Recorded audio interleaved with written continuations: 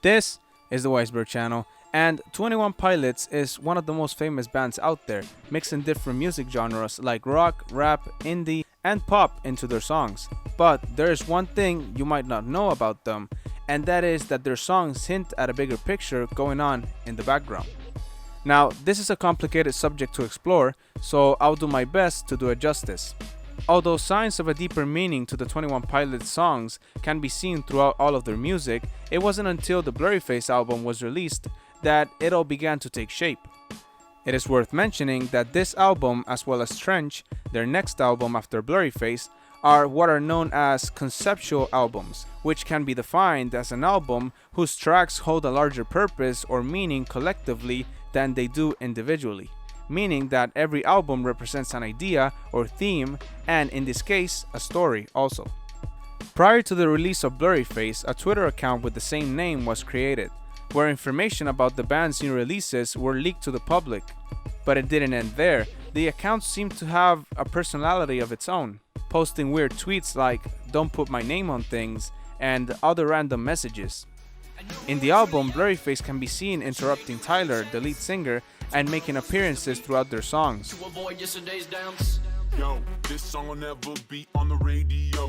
He is depicted with the color red and usually has a deeper voice than the one of Tyler.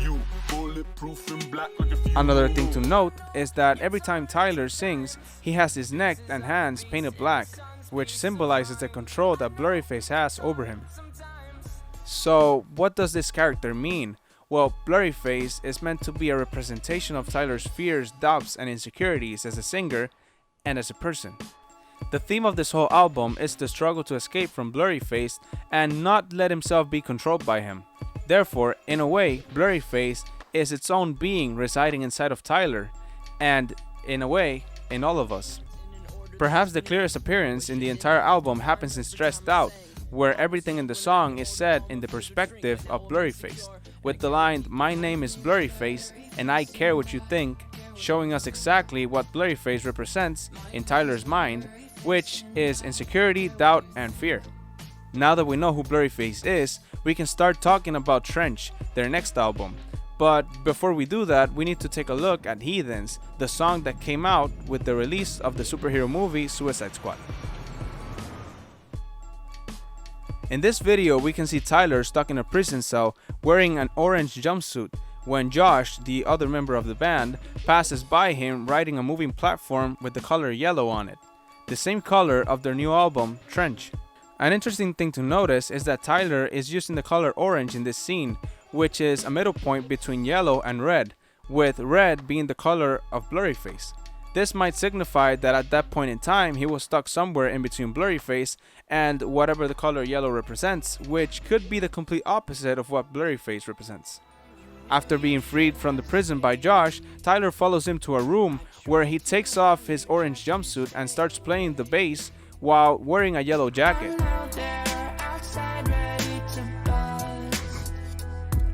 After the concert, everybody else escapes except for Tyler, who goes back to his cell wearing the same orange that he was wearing at the beginning of the video. In the song called Heavy Dirty Soul, we can actually see Blurryface as a separate entity driving the car that Tyler is on, symbolizing how Blurryface is in control of his life, driving it around in circles. The car then falls apart and Tyler starts playing with Josh, which might signify how doing music with Josh is sort of an escape from his mind, an escape from Blurryface. When the era of the Blurryface album had ended, the band posted an animation of an eye closing, and then there was silence. This is when the hiatus started, where the band went silent for an entire year, with the exception of a live appearance in 2017 where the band won an award for the most dedicated fan base. Only Josh went to the award ceremony to accept the prize, where he delivered this message. Tyler wishes he could be here. He's actually off severing ties with Dema. And understandably, no one knew what he was talking about. What exactly was Dema, and what did Tyler have to do with it? Well, this all brings us to Trench, and get ready because it gets weirder from here. Months later, the silence broke with a post on their merchandise page for the album Vessel on April 2018. It was a GIF with a URL on it called dma.org.info.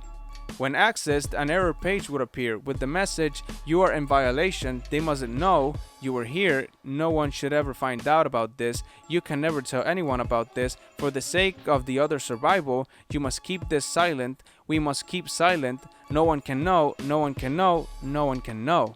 The page also had a violation code at the end with the numbers 1539864 2_14 on it. Pretty suspicious if you ask me. But there is more. When looking at the message, you might notice that some letters are capitalized. When combined, the letters read "East is up," which, weirdly enough, are the lyrics of the song Nico and the Niners from the Trench album.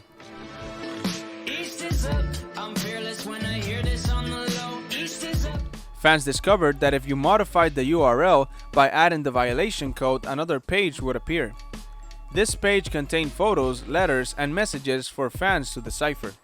The page seemed to be managed by a person named Clancy, who wrote letters every so often detailing his life in a place called Dema, which is what Josh was referring to in his speech at the 2017 awards. In his letters, Clancy details his experiences living in the dystopian city of Dema and how the place is run by 9 bishops collectively known as Nico and the Niners. He writes about his curiosity about the outside world and how he longs to know what is outside. He later escapes the city and does his best to keep us updated on his life as he keeps uploading letters to the website. But what exactly is Dema, you might ask? Well, Dema is a dystopian city ruled by 3 bishops as stated before. These bishops follow a religion called Vialism, which appears to be the worship of light bulbs? Well, upon researching the topic, it seems like there is a general consensus that the purpose of the religion is to celebrate death by suicide. And the lights that they worship, or vials, are used to build what are called neon gravestones, which could be a metaphor relating to death and how light can be contained in a vial. It is important to state that this band doesn't believe in these ideals and that they said in an interview that this fake religion is 100% wrong. Dema itself is based on what is known as the Tower of Silence, an ancient circular structure meant to expose dead human bodies to the elements so that they may decay and fall prey to vultures and other scavenger birds in the area. Curiously, the album Trench has a vulture on its cover, further adding to the metaphor and symbolism of death that the bishops worship. If we take a closer look at the image of Dema provided in the website, we can see the names of the 9 bishops written in the center of the structure. 9 circles are shown as well as 9 districts, each attributed to a bishop. Turns out that if you take the hidden message "East is up" from the previous error page and apply it to the image, rotating it so that the east side is pointing up, the 9 bishops will align with the 9 songs in the cover of the Blurryface album. Each of the patterns in the cover represents one of the songs in the album, and if you look closely at the song lyrics, and I mean very closely, you can see the names of the bishops hidden in the lyrics of their corresponding songs. And this is the case for all the bishops except for Nico. As an example, Keon's comes from the line "Choke on Smoke" from Herbie Dirty Soul, and Sakarver comes from "She's a Carver" from the song "Tear in My Heart."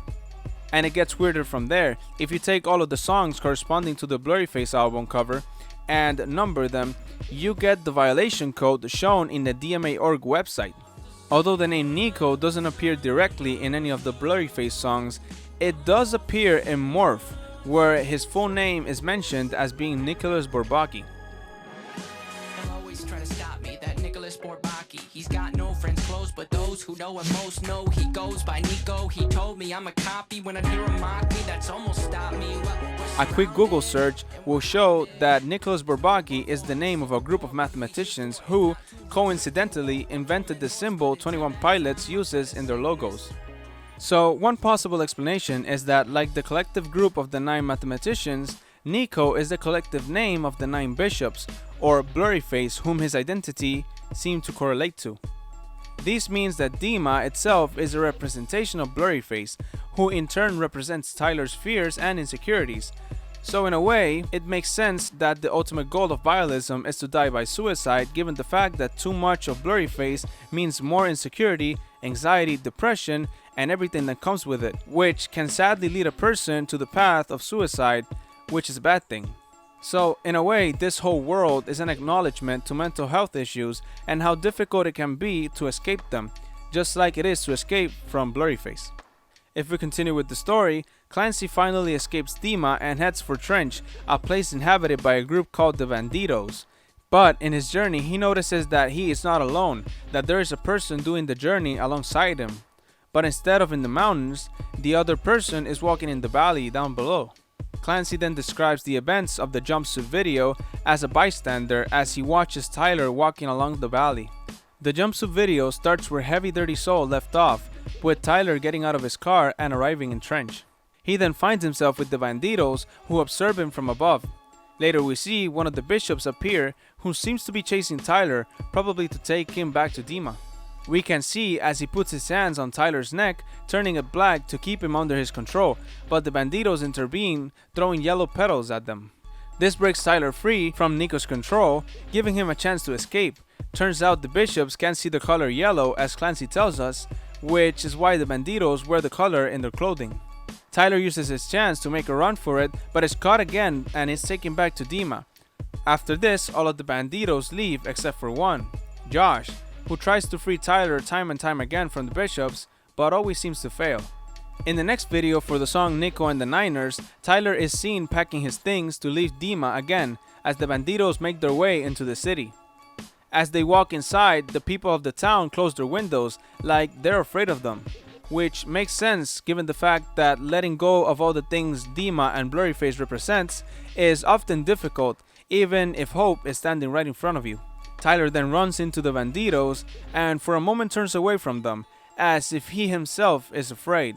He then sees Josh and greets him with the same handshake that they used in the video for Stressed Out. This song also makes certain references to heathens, with the lyrics "We'll find a way to pay for it" and "Force a sponsor" showing up. Taking a break for it, we'll find a way to pay for it. Force a sponsor and start a concert, a complete diversion. Start a mob, but you can be quite certain we'll win, but not everyone will get out. No. This is probably talking about how they had to force a bunch of Suicide Squad characters into their video just to get the money that they needed.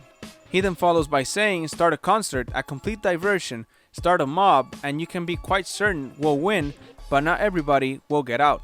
Which is exactly what happened in Heathens. They started a concert as a diversion. They won because everybody escaped, but not everybody will get out because Tyler stayed and remained behind bars.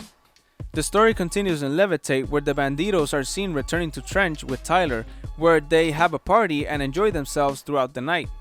When they finish, Tyler is left with no distractions, nothing to occupy his mind, which is when Nico appears and takes him away. And here's where the story ends for now. There's a new album that came out in May 2021 with new clues and things to dissect from the 21 Pilots lore. But for now, I'll just leave it here. If you liked the video and want to see more about this subject, don't forget to like, share, and subscribe. Thank you for watching, and remember to stay smart.